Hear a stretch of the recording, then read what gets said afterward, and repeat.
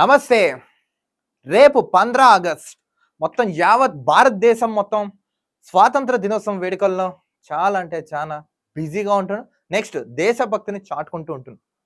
ఎప్పట్లాగే యథావిధిగా పక్క దేశాలైన పాకిస్తాన్ గాని, ఇతర సంస్థలు గాని మళ్ళీ ఉగ్రవాదులు మళ్ళీ అటాక్ చేయొచ్చనే ఒక సందేహాన్ని భారతదేశానికి వదిలే. ముఖ్యంగా సరిహద్దు గల రాష్ట్రాలు రాజస్థాన్, పంజాబ్, జమ్మూ కాశ్మీర్, గుజరాత్ 4 రాష్ట్రాలు చాలా తస్మాత్ జాగ్రత్తగా ఉండండి.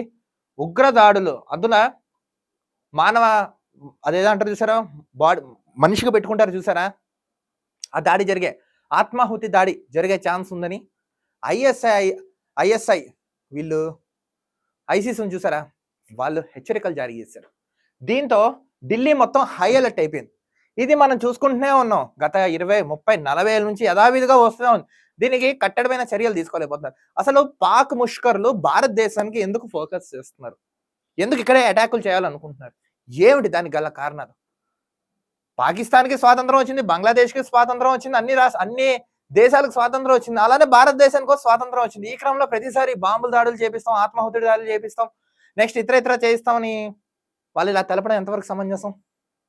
దీని గురించి చర్యలు తీసుకోవట్లేదా? రాష్ట్రపతి, ఉపరాష్ట్రపతి, ప్రధానమంత్రి, కేంద్ర మంత్రులు అందరూ ఉండే ఢిల్లీ లాంటి ప్రాంతాలలో సెక్యూరిటీ ఎంత హైలో ఉండాలి? ఇప్పటికి కూడా వాళ్ళు మనకి బెదిరిస్తున్నారంటే మన దేశ పరిస్థితి ఎలా ఉంది, సెక్యూరిటీ సిస్టమ్ ఎలా ఉంది, పరిపాలన ఎలా ఉంది, నాయకులు ఎలా ఉన్నారో కొంచెం ఫోకస్ పెట్టచ్చు కదా. ఎందుకు చేయట్లేదు? దీన్ని నివారణ ఎందుకు చేయట్లేదు? ప్రతిసారి ఆగస్టు 15 వచ్చినా, జనవరి 26 వచ్చినా ఉగ్రదాడులు జరిగే అవకాశం ఉంది భారతదేశంలోనే. ప్రతి సంవత్సరం మనం చదువుకుంటున్నాం. ఇది నిర్మూలించాలంటే ఏం చేయాలి? కేంద్ర ప్రభుత్వం ఫోకస్ చేయండి. రేపటి రోజు భారతదేశంలో అటాకులు జరుగుతాయి, పూర్తి బాధ్యత కేంద్ర ప్రభుత్వానికి. సో వీళ్ళు ఆల్రెడీ అలర్ట్ జారీ చేశారు. ఆత్మాహుతి దాడి జరిగే ప్రమాదం ఉందని వాళ్ళు హెచ్చరికలు కూడా జారీ చేశారు. సో ఈ 4 రాష్ట్రాలతో పాటు హైదరాబాద్, ప్రధానంగా హైదరాబాద్ వాసులకు కూడా కొంచెం తస్మాత్ జాగ్రత్తగా ఉండండి. వాళ్ళు కూడా అలర్ట్ జారీ చేశారు. ఇక్కడ కూడా జరిగే అవకాశం ఉంది. సో కేంద్ర ప్రభుత్వం పెద్దలందరూ ఫోకస్ చేసి ఇలాంటి ఘటనలు, ఇలాంటి బెదిరింపులు మరొకసారి పునరావృతం కాకుండా చర్యలు తీసుకోవాల్సిందిగా డిమాండ్ చేస్తున్నాం.